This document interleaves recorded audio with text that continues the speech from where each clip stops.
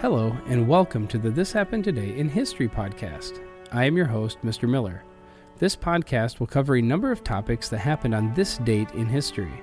Please visit the podcast webpage at thishappenedtoday.buzzsprout.com. There you can download the notes page, which will help you organize the information as well as develop your own ideas on how these events change the world around us. If you're interested in hearing more, please consider subscribing so you will not miss out on what happens tomorrow in history. Today is April 16th. In 1972, NASA launched the Apollo 16 spacecraft from Cape Canaveral, Florida. The space vehicle was launched from Kennedy Space Center, Complex 39A at 12:54 p.m. The launch was normal, and the spacecraft, the launch vehicle third stage, and the instrument unit were inserted into Earth orbit for systems checkout before the vehicle was committed to translunar flight. The Apollo 16 spacecraft was modified to essentially the same configuration as Apollo 15 to carry out greater range of lunar orbital science activities and to increase the lunar surface stay and return a larger scientific payload. Many minor changes were made because of problems that occurred during the Apollo 15 mission. The mass spectrometer and gamma-ray spectrometer booms in the scientific instruments module on the service module were modified to improve extension and retraction. Some minor changes were also made to lunar roving vehicle on the mission. The exploration of the Dakar region of the Apollo 16 crew provided the best look at lunar highlands. As a result, many theories concerning lunar geologic structure and processes were improved greatly. Unlike earlier Apollo missions, pre-mission photogeologic and interpretation of the landing area was in error. Far from diminishing the mission, however, discovery of the unexpected enhanced the scientific impact. The surprise at Dakar was the state of rocks, not their composition. That is, breccias rather than volcanics were dominant. This competition is consistent with the hypothesis that the highlands are an early differentiate of primitive lunar mantle. Aluminum to silicon and magnesium to silicon ratios, as determined by the orbiting X-ray fluorescence experiment, indicated that the Dakar region differs compositionally from previous Apollo sites, and its chemical characteristics are representative of large regions of the lunar highlands. Thus, lessons learned at Dakar supported generalizations potentially applicable to much of the lunar surface. A continuation of the experiment flown on Apollo 15 mission, the ultraviolet photography of Earth and Moon, was to allow the comparison of ultraviolet and color photographs under equivalent circumstances.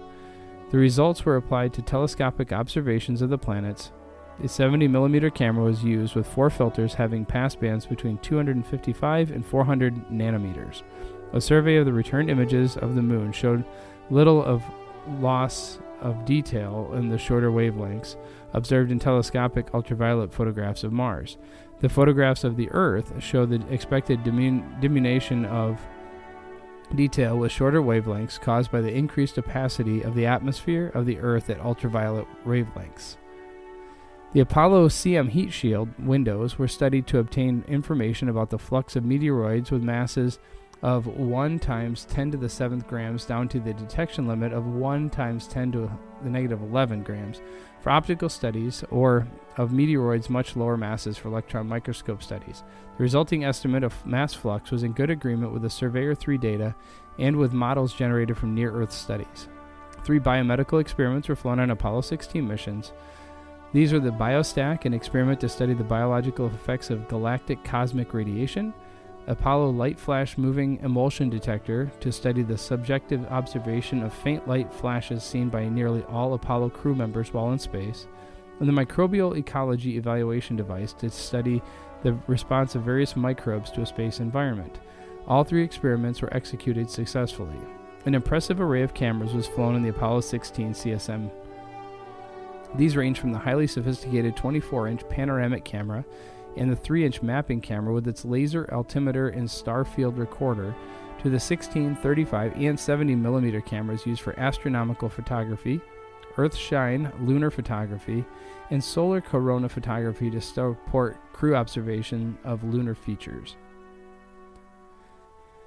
In 1953, the Queen launched the Royal Yacht Brittania in a ceremony at Clydebank Yard of John Brown and Company. The Royal Yacht had a 250-strong crew who ensured Brittania is always immaculate for its foreign trips. Thousands of well-wishers greeted the Queen and the Duke of Edinburgh when they arrived at Clydeside to launch the new royal yacht Brittania. The Queen, who is to be crowned in June, named the ship at ceremony at the Clydebank Yard of John Brown and Company. In spite of heavy rain, more than 30,000 people came to hear Her Majesty say, "I name this ship Brittania." The rest of her speech was drowned out by deafening cheers from the 30,000-strong crowd, mostly employees of the shipbuilders and their families. They sang "Rule Brittania," accompanied by a band. The Queen and the Duke had a busy schedule prior to the naming ceremony. They arrived at Dumbarton by train this morning and were greeted by 5,000 children at the station. There, the Queen visited an industrial estate, chatted with workers, and planted a Scots pine in the grounds. Then she paid a visit to Dumbarton Castle, the first reigning monarch to come here since Queen Victoria in 1847. She planted a cherry tree in the grounds before her next visit to Mount Blow Housing Scheme for the elderly in Clydebank. Lord Aberconway, chairman of the John Brown Limited, greeted her at the shipyard where she had lunch with company directors before the naming ceremony. The royal yacht has a displacement of 4,000 tons and has been designed so she can be converted to a hospital ship if necessary. She served the royal family for 44 years, carried out 968 official voyages all over the globe. In January of 1997, Brittania set sail from Portsmouth to Hong Kong on her last voyage. She was decommissioned on the 11th of December 1997 at Portsmouth Naval Base at a ceremony attended by the Queen. In April 1998, the city of Edinburgh won a nationwide competition to be Britannia's new home. She is owned by the Royal Yacht Britannia Trust and is permanently moored in Edinburgh's historic port of Leith and has become a major tourist attraction. And finally, on April 16th of 2003, arguably the greatest player to ever set foot on a basketball court retired for the third and final time. After 15 seasons in the league and 6 NBA championships, Michael Jordan walked off the hardwood floor for the very last time. Jordan had already retired from the Chicago Bulls on 2 previous occasions. While in his prime and coming off 3 NBA titles in a row, Jordan stunned the sports world when he announced his retirement in October of 1993. He went on to pursue a baseball career, but then returned to the Bulls in March of 1995. His heiress proceeded to win another 3 straight championships, but inner turmoil within the organization led to Jordan's second retirement in January of 1999. However, he wasn't quite done yet.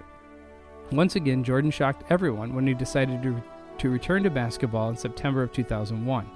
Yet he wouldn't be returning to Chicago. For the next 2 seasons, Michael Jordan traded his signature red and black for blue and white when he signed with the Washington Wizards. At 38 years old, he reunited with former Bulls coach Doug Collins from the early years of his career. Fans and analysts didn't quite know what to expect from Air Jordan in his late 30s, but that didn't stop fans from coming out in droves to see him play. The Wizards went on to sell out every single game for the next 2 seasons because of Michael Jordan's presence in D.C. Michael Jordan was candid about the 2002-2003 season being his last. Although he didn't ask for any fanfare, NBA fans around the country paid tribute to the NBA great. In every city, during every away game, fans and opposing teams honored Jordan. While in Chicago for his final game at the United Center, the crowd gave the former Bulls player an emotional 4-minute standing ovation. The Miami Heat even retired Jordan's number 23 jersey. Finally, on April 16th, the Wizards faced off against the Philadelphia 76ers in the team's last regular season game. Since they didn't make the playoffs, it would be the very final game Michael Jordan would step on an NBA court as a player. As Jordan's number was called for the very last time, he left the bench and entered the game to another standing ovation. The Philadelphia crowd, his Wizards teammates, 76ers opponents, officials, and coaches all took part in a resounding ovation as a parting gift to the legendary Hooper. He fittingly hit the last shot of his career while at the line for free throws. Jordan finished his final game with 15 points, 4 rebounds, and 4 assists in a 107-87 loss. Although Jordan didn't go out on top like he did in Chicago, he proved to everyone that he still had it. Michael Jordan finished his career with 6 NBA championships, 5 MVP awards, 11 All-NBA selections, 9 All-Defensive selections, a Defensive Player of the Year, 14 All-Star selections, and 10 scoring titles. Many call him the greatest of all time. But regardless of opinion, Jordan is undoubtedly one of the best to ever touch a basketball. The game hasn't been the same ever since he drained his final free throw. You have been listening to the This Happened Today in History podcast. I thank you for listening, and I hope that you have enjoyed learning about historical events from the past. Thank you to the following websites for their information regarding today's topics: ThePeopleHistory.com, launch of Apollo 16 on lpi.usra.edu, Royal Yacht Brittania at news.bbc.co.uk, and Michael Jordan's last NBA game on outsider.com. The music used as the background track for this podcast is Americana, created by Kevin MacLeod on Incompetech.com. If you enjoyed this information and would like to hear more, please consider subscribing, as this will keep the historical events in your feed in the morning for each day. I hope you have a great day.